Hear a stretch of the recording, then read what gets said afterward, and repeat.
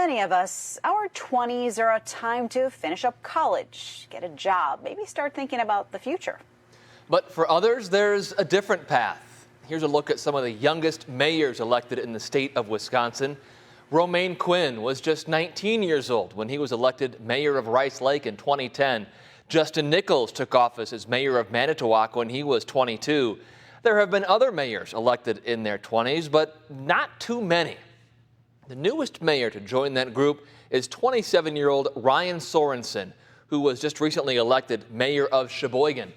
And tonight, NBC 26's Rachel Hotmeyer brought two of those mayors together for a look at the joys and challenges that lie ahead.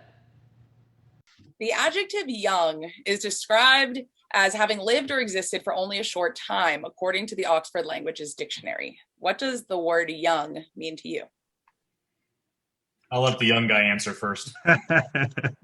Well, thank you. I think young means a lot of different things for me, and especially on this campaign, talking with a lot of different folks, whether out at the door, whether at the grocery store, whether you're just out and about, a lot of people ask, well, aren't you young? And I think everyone has a different word of what that means. For me, I don't view myself as being young, but I view myself as being youthful and energetic. Think of young kids when they have an opportunity to do something. They enter it with excitement and energy and a new outlook. For some, being young means without enough experience to hold public office. Mayor Nichols and Mayor-elect Sorenson set out to change that in their campaigns.